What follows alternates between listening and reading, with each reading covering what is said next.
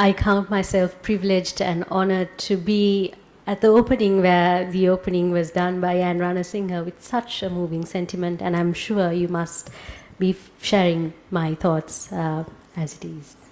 And with that, I'd like to invite His Excellency the Ambassador of the European Union to Sri Lanka to address the opening ceremony. Mr. Tunglai Mog, this invitation is to you. Wings நம்பிக்கையின் சிறகசைப்பு விழாவின் ஒரு சிறப்பான பேச்சினை எமக்காக தந்த on ரணசிங்கவிற்கு மீண்டும் நன்றியை தெரிவித்துக் கொண்டு அடுத்ததாக இந்த ஆரம்ப விழாவிற்கு வருகை தந்திருக்கும் இலங்கைக்கான ஐரோப்பிய ஒன்றியத்தின் வெளிநாட்டு தூதுவர் திரு துங்லாய் மர்கே அவர்களை உரையாற்றுவதற்காக அன்புடன் அழைக்கின்றோம். Europa Sangame Sri Lanka Thanapati Tunglai Mag මාතාට මේ ආරම්භම ආරම්භක උත්සවය ආමන්ත්‍රණය කිරීමට. Good morning, ladies and gentlemen, Your Excellencies. I must say that it's a bit complicated to start talking after this video and the emotion that it contains. But I will try to do my best. I would like to start by thanking the Office for National Unity and Reconciliation, the Arts Council Sri Lanka, CARE International and GIZ Germany for organizing this event aimed at exploring the role that arts and culture play for reconciliation. The European Union is very proud to provide the financial support for this event, as well as for the Wings Festival as a whole. Today's event, the initiatives planned for the coming days, and the festivals that were held in Ampara and Kilishnoshi are a reflection of the EU's support for promoting access to local culture and respect for cultural and linguistic diversity. We often talk about the civilizing role played by arts and culture, so it is unfortunate that they often suffer, as we know, from a lack of resources and financial support. This reality, however, does not stop art from helping people to hope and dream, by stimulating the senses and by offering new ways of looking at reality. Most importantly, arts and culture, by embracing ways of life, traditions and beliefs, deeply shape the identities of people and nations. Arts and culture are powerful instruments that unfortunately are not always used in a proper way. In fact, they can be used to dominate, marginalize, and divide by imposing values and traditions of one group over another. On the other hand, if properly employed and harnessed, they are unique in promoting diversity and respect for equal dignity. The European Union's 28 member states differ in culture, languages and traditions, but we share a common cultural heritage as a result of centuries of creativity, migratory flow and exchanges of people. The EU, therefore, is very aware of the potential for unity through culture and arts, which are at the core of the European project. As a prominent recipient of the European Nobel Prize for Literature said, even before Europe was united at an economic level or was conceived at the level of economic interest and trade, it was culture that united all its countries. The arts, literature, music are the connecting link of Europe. This was Dario Fo who mentioned these words. But I also heard about something that is not reported to be exactly maybe what he said, but one of the founders of the European Union, Mr. Schuman, may have said at the end of his life that if he would have had to start all over again, he would have started with culture instead of economic unification. Ladies and gentlemen, let's turn towards today's event. I would like to pass on my best wishes of success to all the participants, guests, panel members and artists. You are helping to translate the power of arts and cultural expressions into effective instruments of unity and reconciliation in Sri Lanka. Thank you for your attention.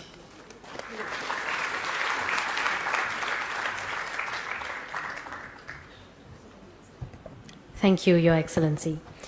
I now take the honor of inviting Mr. Jon Hod, His Excellency the Ambassador of Federal Republic of Germany to Sri Lanka, to address the gathering.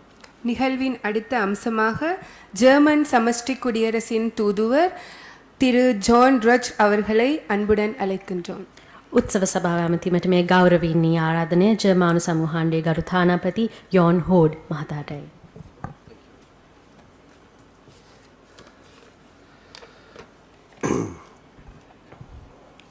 Dear invitees, Honorable Minister, Excellencies, all representatives of cultural organizations, dear guests, I'm very honored to be here today after also hearing this moving contribution by Anna Ranasinghe today. German cooperation has been very active in this field of conflict transformation and peace building for more than 15 years. All the projects which are implemented by German agencies such as GIZ in various fields like education, vocational training, promotion of SMEs aim at assisting Sri Lankan government to reach this goal. In 2016 we also had the visit of your president to Germany, Mr.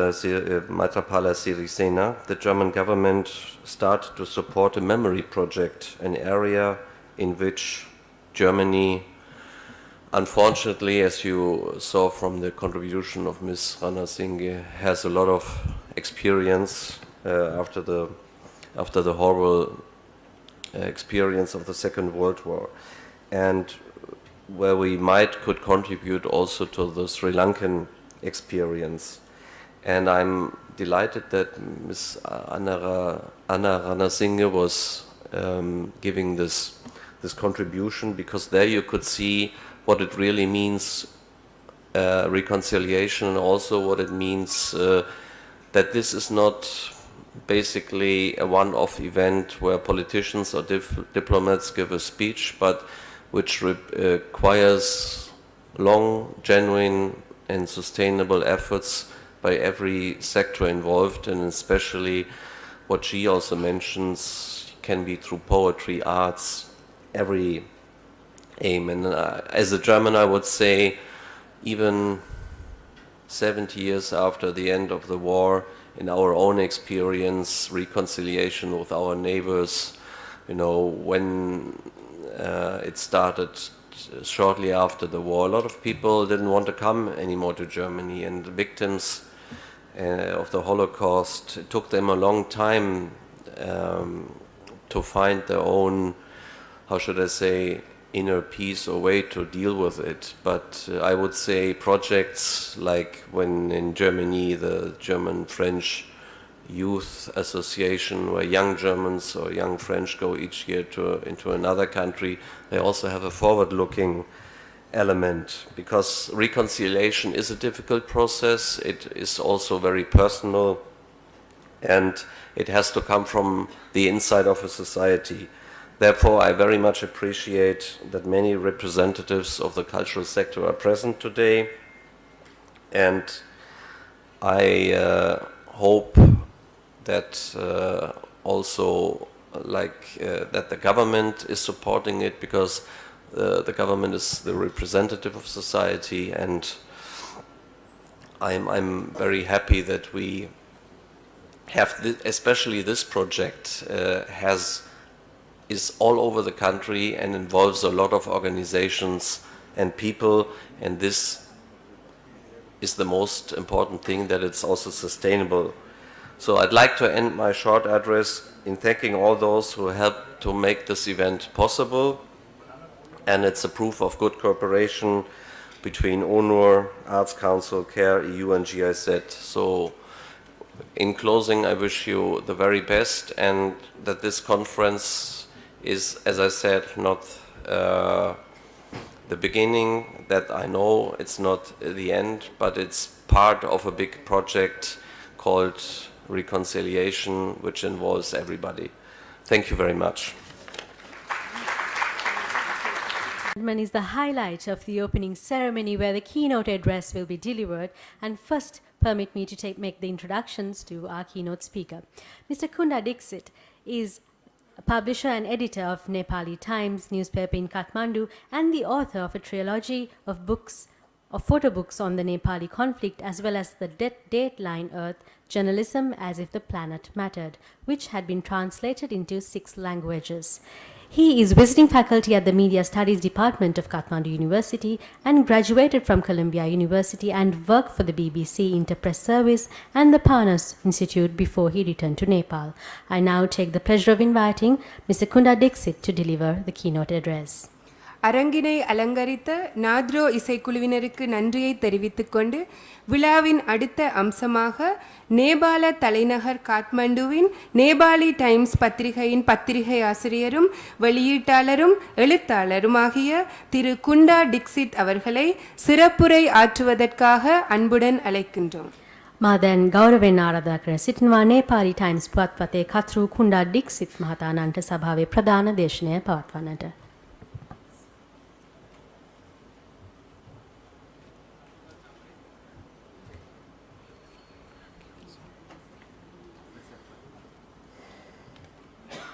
Later. Ayubowan, it's an honor to be asked to speak here this morning at this distinguished gathering. When GIZ first invited me 4 months ago to attend this event, I was surprised because I'm neither an artist nor an academic. And as journalists, we're not supposed to give keynotes. We're supposed to sit where you are sitting and report on important people giving speeches. So this is a bit of a role reversal for me. Even so, I didn't hesitate even for a moment to accept this invitation because my family has always had a special affection for Sri Lanka. My younger son was born here. My older son, who was 5 at the time and watched a lot of television news, the first singular word he learned was Trastabadi. And as a Nepali, I feel a special bond of shared culture and history with this stunningly beautiful land. And what a homecoming it was this morning when I walked into the BMICH to hear the soothing flute classic by the Nepali band Sursuda. When I was reporting from Colombo from 1986 to 1988, there were 2 conflicts going on simultaneously in this country. From here, I went on to cover other wars in the Philippines, where there was also a separatist war and a Maoist revolution going on at the same time, to the aftermath of the Cambodian genocide. I returned to Nepal in 1996 to find out that a war had just started in my own country. Nepal and Sri Lanka have followed very similar trajectories in trying to deal with the questions of devolution, decentralization, and economic development. Your past rulers grappled with questions of identity and representation. But despite that, Sri Lanka was pushed into a ruinous war. And over in Nepal, we failed to address historical social injustice, entrenched feudalism, and discrimination. And that created the objective conditions for a violent revolution. In a sense, our 2 countries hold tragic lessons on what happens when rulers fail to address the precursors of conflict, like exclusion and the grievances of minorities. Most politicians, present company accepted, cannot resist the temptation of exploiting differences for short-term electoral gain. The subcontinent has had very few statesmen who have refused to exploit populism that deepen polarizations within society and ultimately lead to war. We have also learned that the time to build peace is before war actually begins, because it is much more difficult to stop the killing once the savagery starts. Sri Lanka and Nepal are now both struggling with the aftermaths of our conflicts. We have both found out the hard way that the end of war does not necessarily mean peace. And the violence leaves a long legacy of impunity in society. The root causes of our wars persist. Bad blood festers, and the wounds won't heal unless the yearning of the survivors for truth and justice are fulfilled. We're gathered here today at the Wings Festival of Arts, which is an important international exercise in using the creative process to preserve memory. Remembering a war is a political act. When the guns fall silent, a people wary of brutality often want to move on. We have seen many instances where parents haven't told their children what they went through, or children have never spoken of the fearful experiences. When memories are terrible, they find it better to try to forget. This benefits those who perpetrated and prolonged the war. They would like nothing better than for the victims of conflict to let bygones be bygones. The people are asked to forgive, but not forget. However, letting atrocities and war crimes go unpunished holds the danger of them being repeated in future. And as the Sri Lanka-based photographer Stephen Champion says, there is no such thing as a war crime. War is the crime. So how much do we want to rake up the past? Is it more important to protect the peace process by moving on? Or should we pursue individual reckonings? Different countries have come up with different ways to tackle this. The Nuremberg trial model, the South African way to reconciliation, the Cambodian, Peruvian, or Colombian ceasefires hold their own specific examples. Nepal's conflict was different than Sri Lanka because neither side won and neither side lost. But the Nepali people lost. It raged for 10 years, killed 17,000 people. 1,400 people were disappeared and still unaccounted for. This year marks the 20th anniversary of the start of the conflict and the 10th anniversary of its end. But because the former enemies are now partners in the current coalition government in Kathmandu, they are complicit in trying to sweep the dirt under the carpet. There is an unspoken agreement to airbrush history. There is no mention of the conflict in school curricula.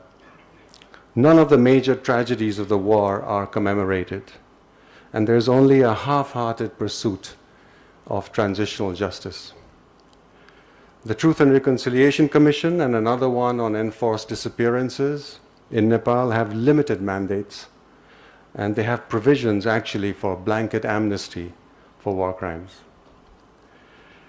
It is when the state actively seeks to forget that it becomes even more important for artists and the media to take a look back.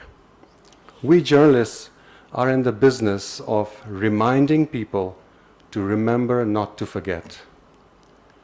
The media cannot apprehend perpetrators. This is the police's job. We cannot hand down sentences to the guilty. That's for the courts. But when everyone wants to forget, it becomes our responsibility in the media to document as much as we can before time starts blanking out the memories. Our investigative reports, our profiles of victims, descriptions of massacres, photographs of battles, even historical novels, documentaries, drama, and drawings will record it for posterity. So history can be the judge. When I returned to Nepal 20 years ago, I had to unlearn what was taught in journalism school about not getting too involved in a story. The format of journalism and the intense competition for headlines doesn't allow for depth and nuance. There are space limitations and a strict control on getting too emotionally attached to a story. So the most journalists take the shortcut, which is just present every battle as a football score. We chronicle the carnage and think we have done our jobs.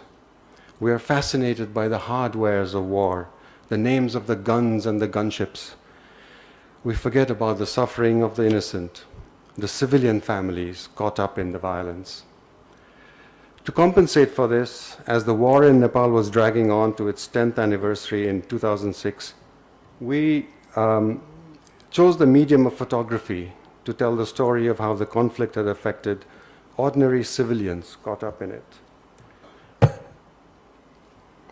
So in the slide you see the picture book that came out of it, which is called A People War, with bilingual captions.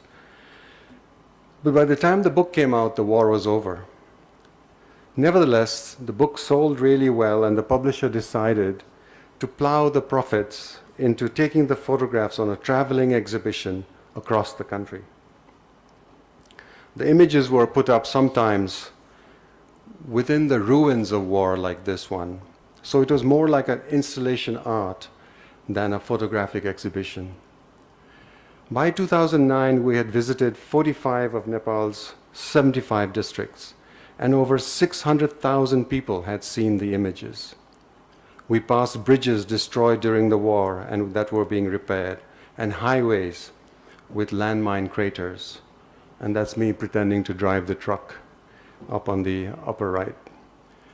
But more than the volume of visitors we had, it was the intensity of emotion with which was visible on the faces of the people who came. They lined up to write in guest books about their own war experiences, their testimonies. And we incorporated these into a second book called Never Again. Then came a third book, People After War, in which we revisited some of the people from the photographs of the first two to see what had become of them after 20 years or 15 years.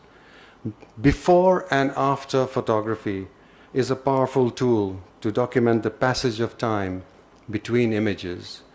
And what you see in this cover image of a woman gorilla who's dressed in blue there, reunited with her father and her brother after the war in 2006. The brother, we find out, was in the army. So brother and sister were on opposite sides. This wasn't just a civil war, it was a sibling war. What started out as just one book thus grew organically into a nationwide multimedia peace and reconciliation campaign. It was completely unplanned and completely unforeseen, but the books and the traveling exhibition served as a collective catharsis for citizens disregarded and forgotten by the state. It allowed us to come to terms with our collective memory and to trace our own personal histories. Ladies and gentlemen, the best guarantor of peace is an inclusive democracy that upholds the rule of law and the freedom of press. Authoritarianism is born out of violence and needs violence to sustain itself. Peace, on the other hand, is not automatic. It needs to be defended and nurtured. And we need to broaden the definition of violence beyond just war. There can be violent thought, violence against nature, domestic violence. Trolling on the internet is also a form of violence. We need to teach peace in schools. Finally, I want to end with one thought that has recently become relevant for me personally. Our democracies come with a design defect. It makes it possible for demagogues to win elections by using the media to to whip up hate, xenophobia, bigotry. You think this only happens in totalitarian states. But these days, such intolerance is rife even in vibrant democracies like in Europe, the United States, or in the Philippines these days, Turkey or India even. Governments have become smart. They have learned that jailing journalists or harming them attracts needless international attention. So they have refined their methods. Censorship today is achieved by behind-the-scenes threats, which can be even more insidious and sinister. Some of that is aimed at journalists who dare to investigate wartime atrocities. An essential element of peace building is to defend and strengthen democratic institutions because it gives people who want peace and justice a voice. Press freedom is not just for us journalists. It is a fundamental right of all citizens in a democracy. We in the media are just the custodians of that freedom. Thank you once more, the organizers, GIZ, for allowing me to speak here today, and Stuti.